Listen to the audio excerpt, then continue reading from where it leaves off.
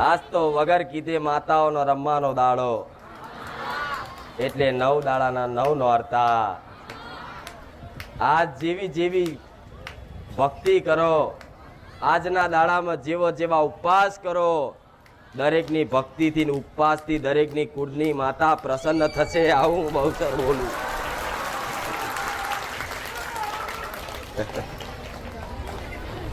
કોઈએ ઉપવાસ કર્યા, કોઈએ નકોડા કર્યા, કોઈ એક ટાઈમ ખાવાના કર્યા, કોઈએ ઉપવાસ નહીં તો કદાચ 9 દાડા નીતિ નિયમ પાલન કરવાનું કદાચ સંકલ્પ કર્યો હોય, એવાની દરેકની માતાઓ રાજી થશે. હું બહુચર કહું છું. અને તમારથી કદાચ તમારી ભક્તિ ભાવમાં થોડું ઘણું આગું પાછું હશે તો તમારા વતી હું બહુચર તમારી કુળની માતાઓને એવું કહીશ કે રાજી થઈ જજે મારો બહુચરના રામ.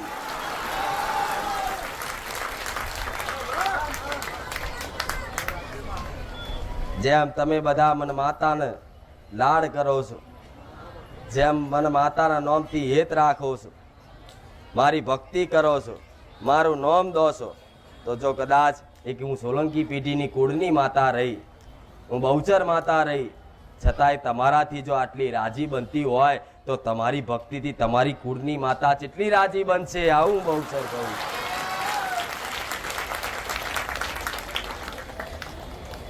આજ ગમે તેવો કોમ ધંધો મૂકીને મારા પારે આયા છે કે ભલે એમને એમ રવિવાર હોત તો ચાલત, કદાચ આજે ના જાત, પણ આજ તો નોરતાનો પહેલો દાડો છે, આજ તો બહુચરના મેલડીના દર્શન કરવા જઈએ. આજ દર્શન કરવા જઈએ, આજ બારેજા જઈએ.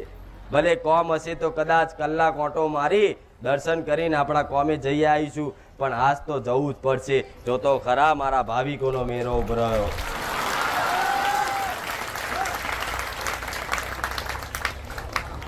આગળ જોવું તોય બેઠા, વચ્ચે બેઠા, પાછળ બેઠા, આ બાજુ એટલા, આ બાજુ એટલા, રસોડામાં એટલા, પેલી બાજુ એટલા, બહાર એટલા. જો જો જો તો મારા ભાવિકોની દ્રષ્ટિ કદાચ આજુબાજુની ભીડ ઉમટતી હોય ને તો હું સાક્ષાત હું માતા બેઠીશ. હું સાક્ષાત સોલંકી પેઢીની બહુચર માતા બેઠીશ. એની વાતનું પ્રમાણ છે. પણ નોરતા છે ને, તમારી માતાને ખૂબ લાડ કરજો, તમારી માતાની ખૂબ ભક્તિ કરજો, તમારી માતા પ્રત્યે ખૂબ હેત રાખજો, તમારી માતા પ્રત્યે ખૂબ આહુડા પાડજો. જો કદાચ આ 9 નોરતામાં કદાચ તમારી માં રાજી થઈ જાય ને તો દિવાળી બગડવા નહીં દે. આવું માતા કહું.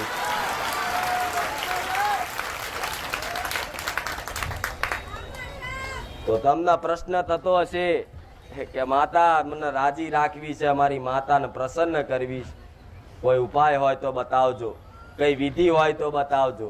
શું પૂજન કરીએ તો અમારી માતા રાજી થશે, શું કરીએ તો અમારી માતા પ્રસન્ન થશે, શું કરીએ તો અમારી માતા અમારું સારું કરશે. આવો દરેકનો પ્રશ્ન થાય છે ને. આ પ્રશ્નનો જવાબ ખોરવા તમે દર ભટક્યા, ભૂવા ભટક્યા, મંદિરો ભટક્યા, પણ આ પ્રશ્નનો જવાબ તમને નહીં મળ્યો. આવું બહુચર કહું કે શું કરીએ તો માતા રાજી થાય, શું કરીએ તો આપણો કુળનો દીવો પ્રસન્ન થાય, શું કરીએ તો આપણી કુળની માતા આપણી પર કૃપા દ્રષ્ટિ નાખે. આજ પ્રશ્ન લઈને આવો છો ને. બધાને એવો વિશ્વાસ છે કે જો કદાચ આવી અમારી માતા જાગૃત થઈ જાય તો અમારે શું કોઈની જરૂર પડશે. થાય ને કે અમારી જ માતા જો આવી જાગૃત થઈ જાય ને અમારી પર પ્રસન્ન થઈ જાય તો અમારે દુનિયાના કોઈ ભગવાન માતાજીના દર્શન કરવાની જરૂર નહીં પડે. હું મેલડી આવું. અમારા માટે તો અમારો કુળનો દીવો, અમારો કુળનો રાજા એ જ અમારા માટે રામ છે. અમારી કુળની માતા એ જ અમારા માટે કૃષ્ણ છે. અમારી કુળની માતા એ જ અમારા માટે શંકર છે. અમારી કુળની માતા એ જ અમારા માટે દરેક દેવી દેવતા ભગવાન, અમારી માં અમારા માટે છે. આવી જો કદાચ તમારી દ્રષ્ટિ ને તમારો હેત ને તમારો વિશ્વાસ કુળદેવી પ્રત્યે થઈ ગયો ને તું એવું કહું છું તમારા ચોય મંદિરો ધામે ધામે કદાચ ભગવાનના દર્શન કરવા જરૂર નહીં પડે, હોમેથી કદાચ ભગવાન તમારા ઘેર ના આવે ને તો હું સોલંકી પેઢીની મેલડી નહીં.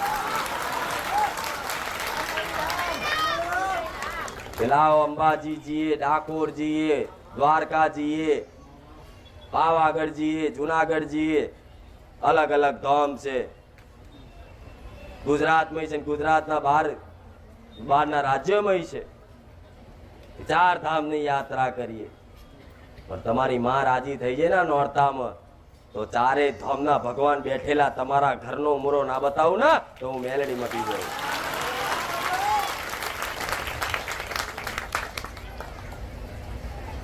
એ તમારા માટે ભગવાન છે, તમારી કુળની માતા તમારો રાજા છે.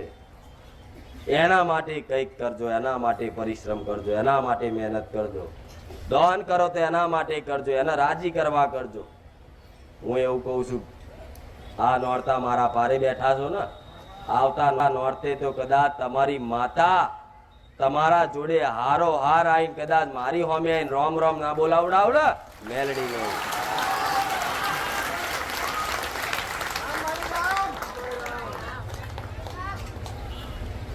ભલે કદાચ ધૂણવા નહીં આવે પણ અંતરની દ્રષ્ટિ બદલી નાખીશ.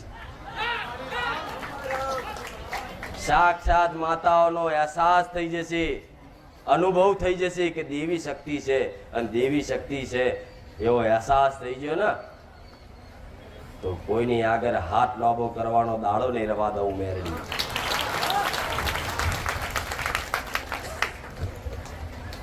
જેવા થાય એવા ઉપવાસ કરજો. હું તો કહું કદાચ ઉપવાસ કરવા જરૂરી છે.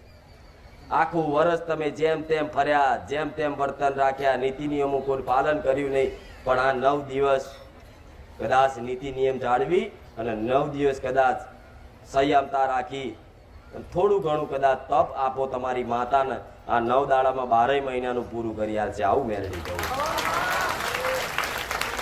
12 મહિના માતાઓ કહેવા નહીં આવતી કે દીકરા તું આ ના કરીશ, તે ના કરીશ, અહીં ના જઈશ, ત્યાં ના જઈશ, પણ 9 દાડા તો હકથી કહે છે કે દીકરા 9 દાડા મારા હાચવી લેજે. હો ખાલી 9 દાડા, વધાર નહીં, 9 દાડા ઉપવાસ ના થાય ને. કોઈને એવું હોય કદાચ કે માં ભૂખ્યું નહીં રહેવાતું, હું માતા એવું કહું છું તમારથી કદાચ ઉપવાસ ના થાય તો બળજબરી ઉપવાસ કરવાની જરૂર નહીં. હું માતા એવું કહું છું તમે એક ભૂખ્યા રહેશો ઉપવાસમાં, અને હું એવું કહું છું કદાચ 10 જીવ તમારાથી રાજી થયા ને તોય તમારી માં રાજી રહેશે. ઉપવાસ કદાચ મનથી કરો તો થાય, પણ આ તો ઉપવાસ જેવા થઈ ગયા છે. ઉપવાસ કરો ને તરત ભૂખ લાગે એટલે કે લાવો ફરારી ચેવડો, લાવો કેરા, લાવો સફરજન, લાવો મોસંબી, લાવો જ્યુસ, કેટલું બધું. સહેજ ભૂખ લાગી નહીં તરત ચાલુ કરો છો ને તો આ મનથી તમે નહીં કરતા ને, આ એટલે થાય છે. આવા નાટક કરવા દેવી શક્તિ આગળ એના કરતા હાથ જોડીને એમ કે માં ઉપવાસ નહીં થતા તો માતા રાજી રહેશે. હું મેલડી આવું કહું.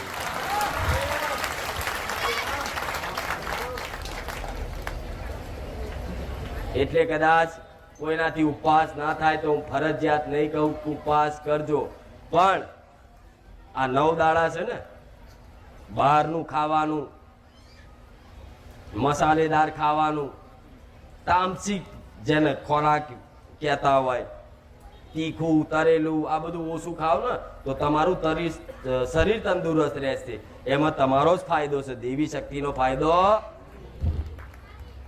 દેવી શક્તિ ઉપવાસ તમારા માટે જ કરાવે છે. નકર કઈ માં એવી છે પોતાના દીકરાને ભૂખ્યા રાખીને રાજી થાય? સકો એવી માતા કે પોતાના દીકરાને ભૂખ્યા રાખીને પોતે રાજી થાય, ખુશ થાય, દીકરા તું ભૂખ્યો થયો ને તો હું રાજી થઈ. ના, તમને ભૂખ લાગે મને લાગે, તમને દુઃખ લાગે મને લાગે, તો જે મને લાગતું હોય એ વસ્તુ હું કરું ખરી. તો હું કોઈ પરાણે નહીં કહું કે ઉપવાસ કરજો, પણ ઉપવાસ જેનાથી થાય છે, જે પહેલેથી કરે છે એ કરતા જ રહેજો. પણ નવા કદાચ કોઈ પહેલી વાર મારા સાનિધ્યમાં ઈચ્છા જાગી હોય કે માં નોરતા નીતિ નિયમ પાલન રાખવું છે, તો માં આશીર્વાદ આપજે. જો એવા દીકરાએ કદાચ મનથી ખાલી વિચાર કર્યો છે ને, એવાના મારા મેલડીના આશીર્વાદ રહેશે.